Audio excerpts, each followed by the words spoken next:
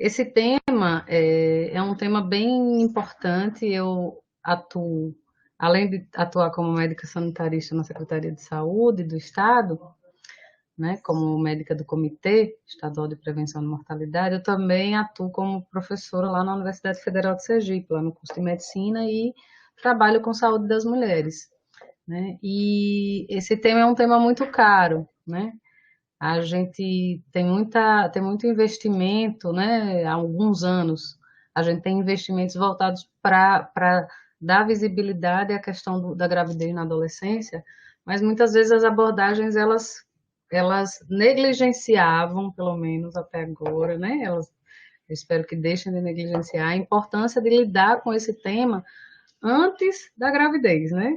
E aí, para trabalhar com o que vem antes da gravidez, né? O que vem antes da vida reprodutiva de uma adolescente, vem a vida sexual, né? A sexualidade de um adolescente. Quando a gente fala em cuidado em saúde, eu estou trazendo esse primeiro diagrama aí para dar visibilidade à importância de a gente entender o cuidado em saúde como uma junção de diversas ações, né? Além de ser a saúde um, um estado que é resultante de determinantes sociais, históricos, econômicos, né? Além de considerarmos todas essas questões, as ações de saúde, elas precisam estar sempre conectadas e integradas com ações não só de assistência, que eu acho que é o grosso do que a gente vê, né? Quando a gente pensa assim no sistema de saúde, a gente pensa num profissional atendendo uma pessoa, né? Sempre na assistência individual. Ela é fundamental, a assistência e a recuperação das pessoas é fundamental, são fundamentais. Mas um cuidado em saúde que negligencia a prevenção e a promoção em saúde, ele está fragilizado. Esses três âmbitos, né, de atuação de nós profissionais de saúde, o que atuamos com a saúde de uma forma mais ampliada, né, eles são fundamentais, são pilares, né? Como a gente tem aqui hoje, eu preparei essa conversa pensando que eu estou conversando com professoras e com profissionais de saúde, né? E aí me lembrei agora de um filósofo, o Rudolf Steiner, que ele fala que a pedagogia, ela cura e a medicina ensina, né? A medicina, ciências biológicas, né? Então, essas duas áreas de conhecimento, de prática humana, são fundamentais e é importante que elas andem integradas. Então, quando a gente fala em prevenção da gravidez na adolescência, eu acho que é importante trazer o que é prevenção, né? O que a gente está entendendo por prevenção?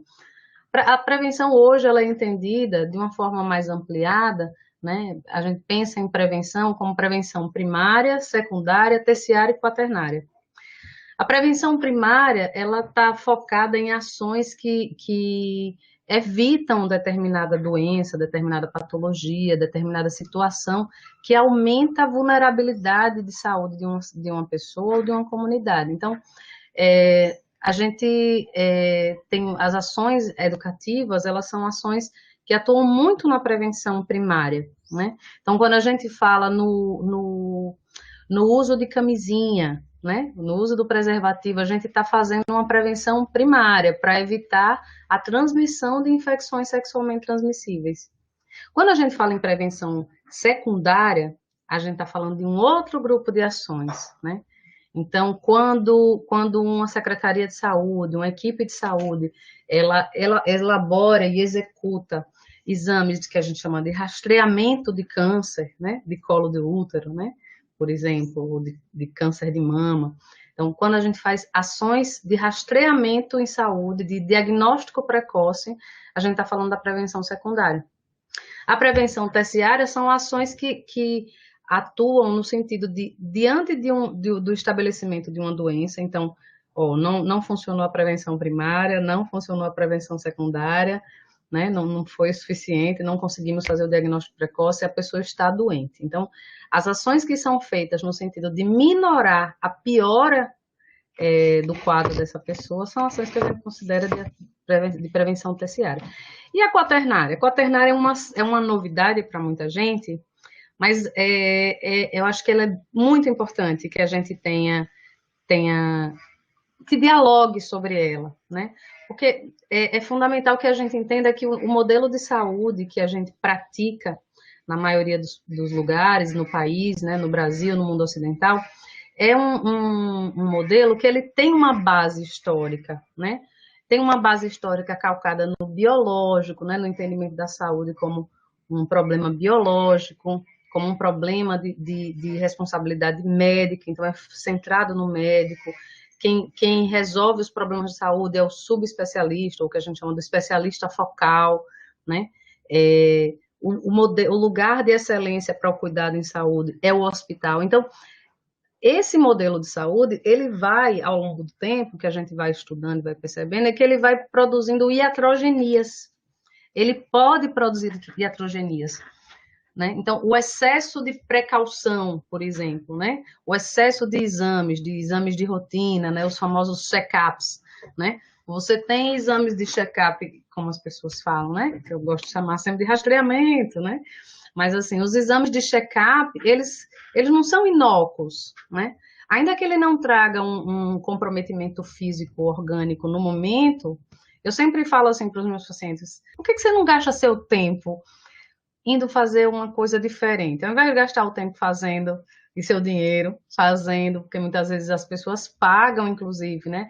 Angustiadas com medo de adoecer e achando que aquele exame ele vai resolver o problema, né?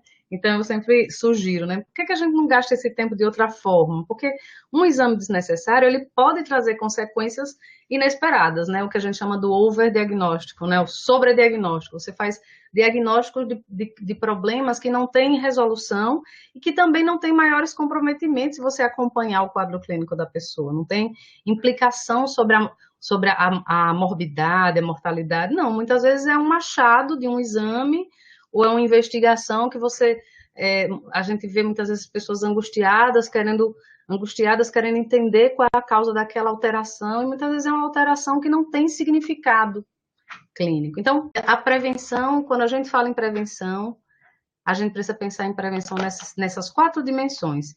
Mas não é suficiente. Quando a gente pensa em ações de saúde, como eu tinha dito, a produção de saúde é uma produção histórica, social, cultural, né?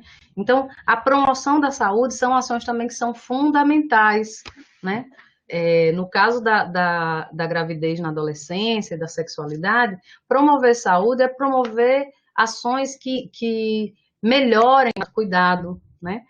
Que tornem a nossa população mais autônoma com relação às conquistas de saúde. Então, são ações intersetoriais que envolvem saúde, educação, assistência, né?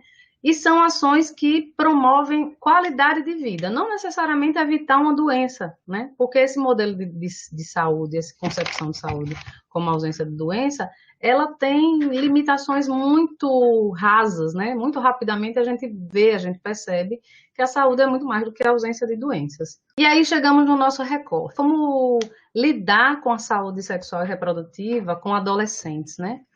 Aí eu trago logo um dado aqui, né? O programa, o PCDT, que a gente chama, né?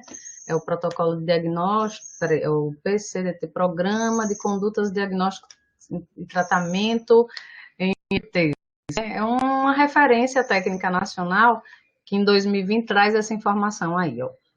Dados de iniciação sexual e uso de preservativo em adolescentes, segundo o questionário do IBGE.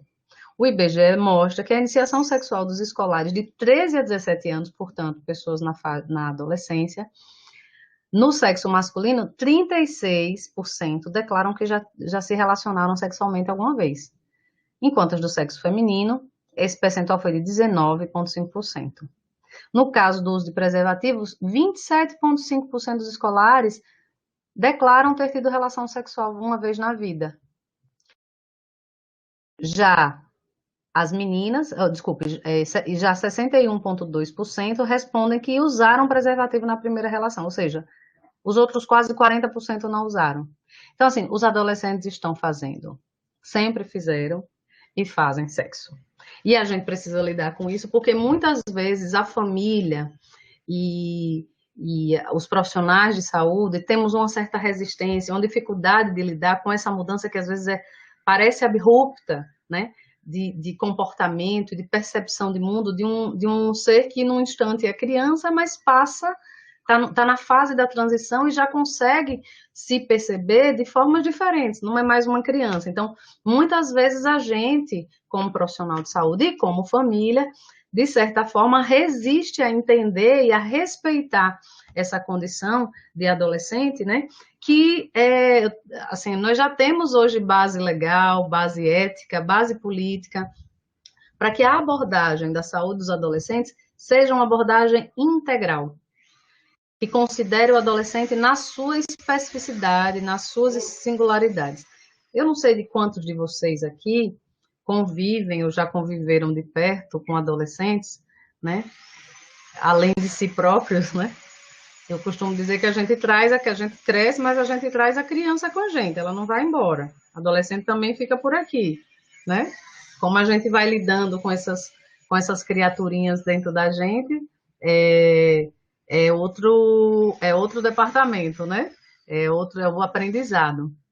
Mas assim, nós temos hoje, então, a Constituição Federal que reconhece, né, a criança e adolescente e os seus direitos. Nós temos o Estatuto da Criança e do Adolescente. Hoje eu digo, é um modo de dizer, né, porque já faz bastante tempo, né, já lá se vão algumas décadas, né.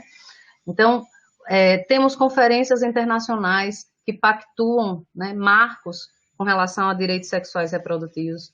E temos políticas no próprio Ministério da Saúde que apontam a importância de reconhecer e de abordar de forma qualificada, né, a partir não só do olhar de si, mas especialmente do olhar do outro, né, do olhar de quem a gente cuida, abordar esse adolescente de forma integral. Então, quando se inicia o desenvolvimento da sexualidade? Eu tenho certeza que aqui deve ter muita gente com bastante experiência, mais do que eu até, né? Experiência, estudo. Eu preparei esses temas para a gente conversar mesmo, né? E relembrando algumas coisas que eu considero importantes. Então, o início da vida da sexualidade, eu acho que é bem importante a gente reconhecer que esse processo da adolescência e do desenvolvimento da sexualidade não acontece a partir dos 10 anos, né?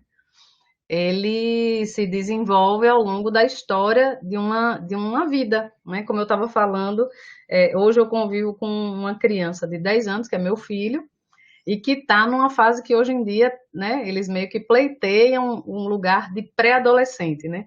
E é muito interessante perceber essa transição e de muito aprendizado. Eu acho que se a gente tiver aberto para aprender com eles, né, com eles e com elas, eu acho que a gente só ganha, né? Então, o Freud, eu acho que é bem simbólico, bem significativo trazer as contribuições de Freud para compreender a sexualidade a partir de um marco complexo, ampliado, para além dos instintos biológicos, né? Eu acho que o grande legado que o Freud traz, né?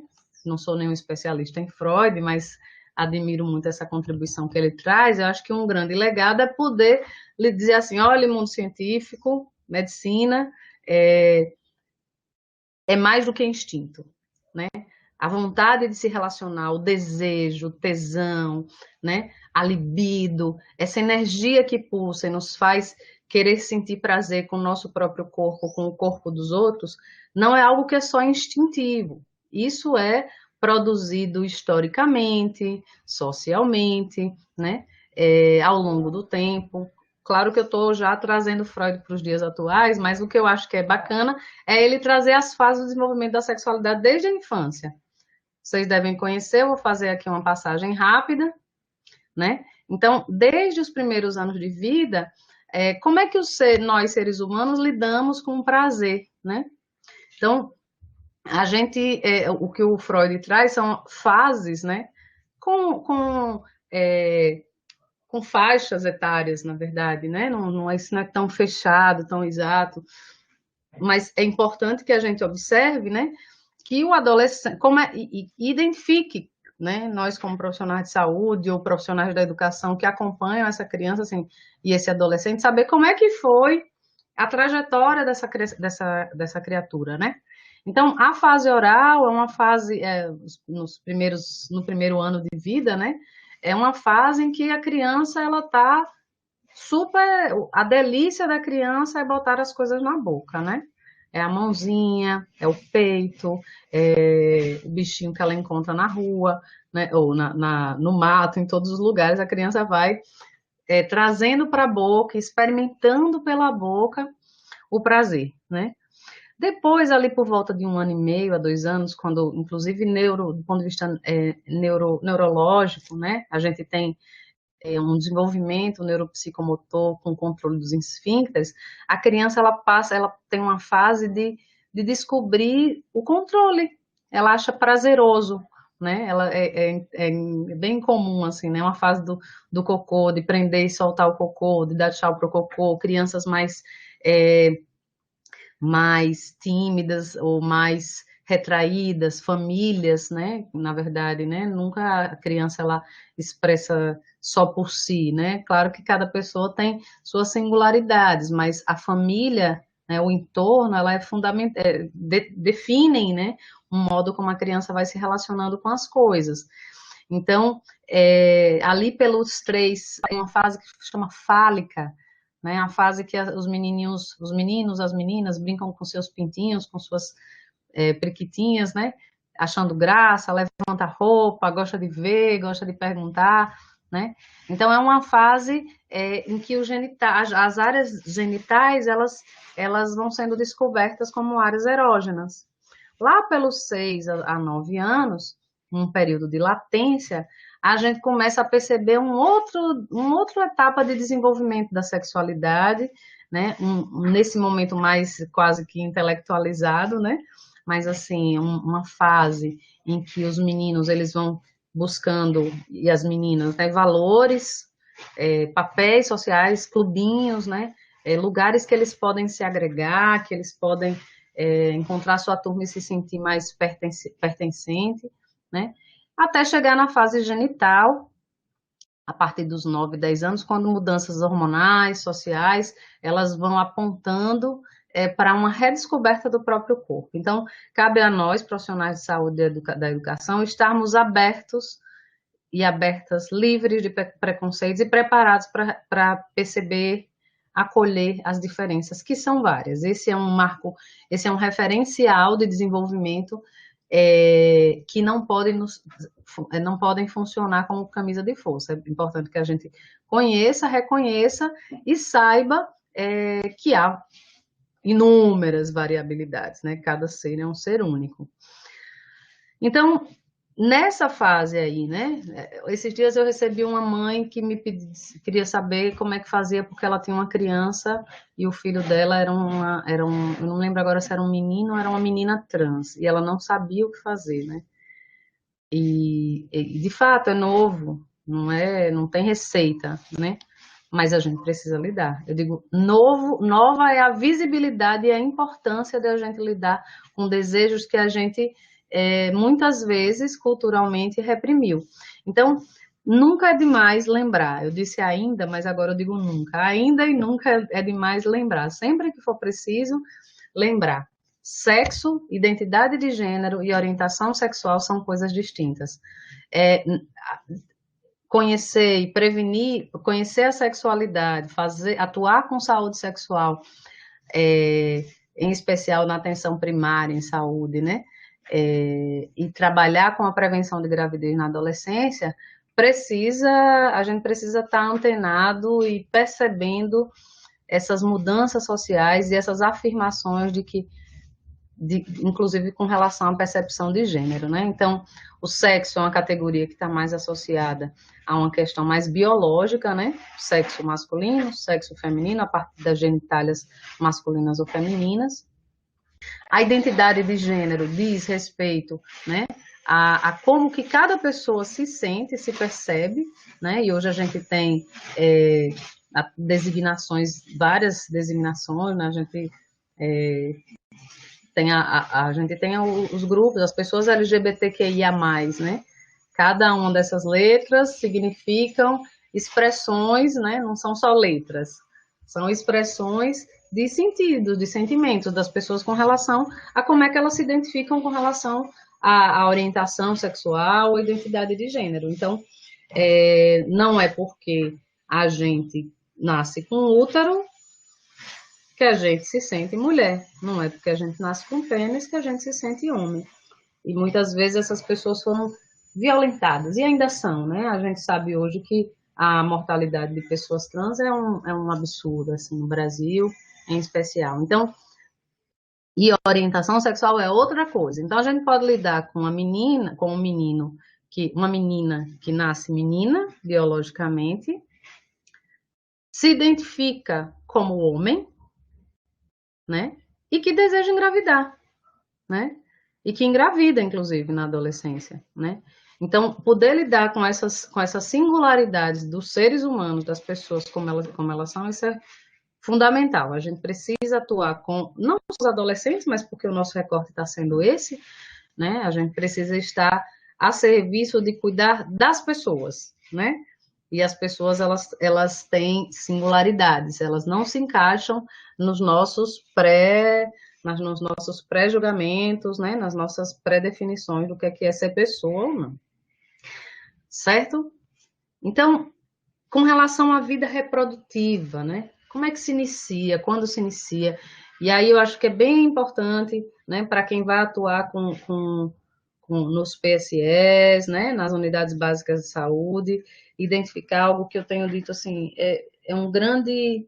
Se a gente se lembra dos filmes, né, os filmes da Idade Média, os filmes dos gladiadores, a gente sempre tem muito, e as lutas, sempre tem algo muito sangrento, né? E esse é um sangue que a gente, de certa forma, honra, né? Historicamente, culturalmente, o sangue derramado. Claro que hoje isso está mudando bastante, ainda bem, né? Mas um sangue na guerra parece que tem mais aceitação do que um sangue menstrual. Eu estou falando algo que eu sei que é bastante bagunçador, né? Mas é fundamental que a gente perceba os tabus que nós temos com a menarca e com o sangue menstrual feminino, né? Eu peço que vocês agora, cada pessoa que está tendo contato com essa conversa que a gente está tendo aqui, se lembrem, né, de como é que foi a sua menarca, né? Como é que foi recebida, como é que foi a experiência de sangrar pela primeira vez? Como é que você se sentiu? Como é que a sua família abordou? Como é que os colegas da escola abordaram, né? E com as pessoas do sexo masculino, né, que não menstruou, pessoas que não menstruaram, como é que foi isso? Que experiências vocês têm, né?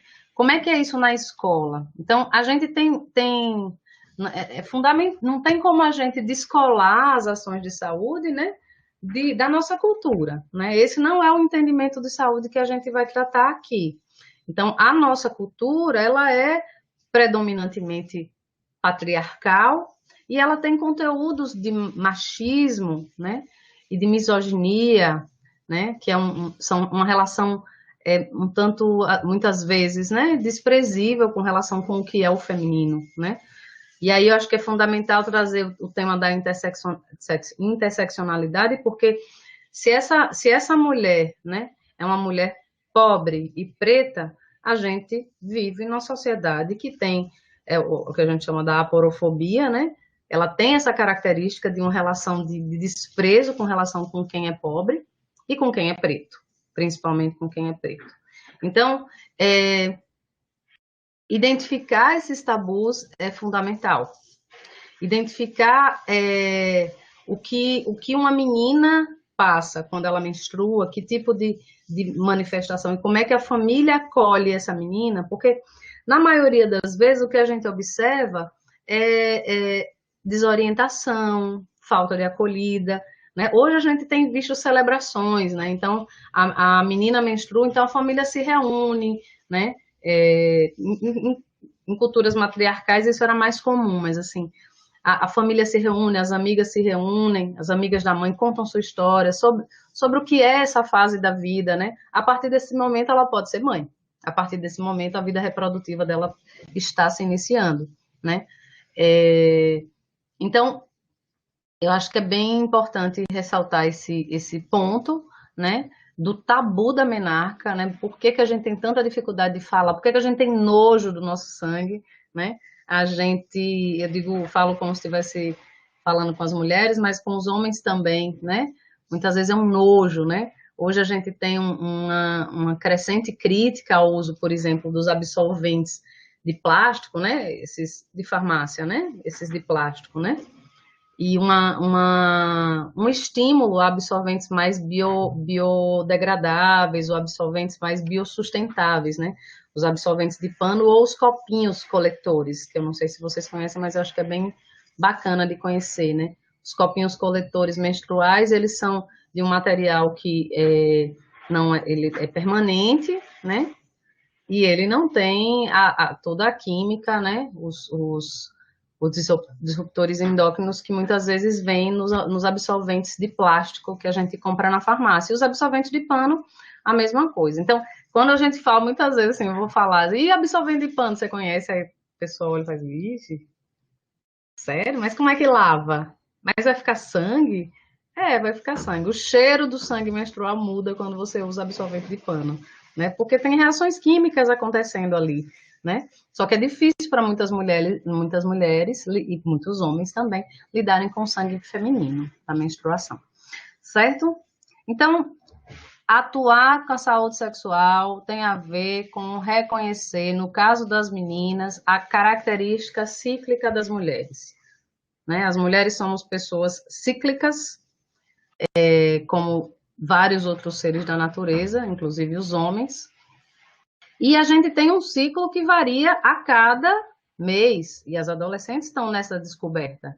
Então é importante que nós conheçamos os nossos e que nós possamos orientar essas meninas, né, e esses meninos a lidarem com as meninas, né, lidando com naturalidade com as oscilações de humor, com as oscilações na secreção vaginal, na temperatura do corpo, na retenção hídrica, na libido, né? Então, muitas vezes no consultório a gente recebe assim mulheres se queixando de estar com corrimento, né?